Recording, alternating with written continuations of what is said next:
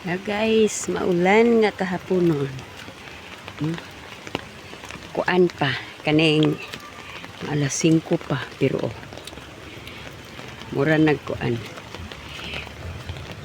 Mura na og gabi na gyud. Tungod sa kuan. Tungod sa ulan. Di na ko maklaro, guys.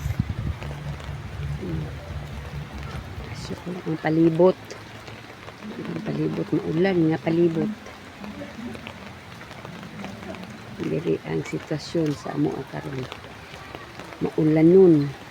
Alas 5 pa, guys, pero mura na yung gabi na gyud kaayo.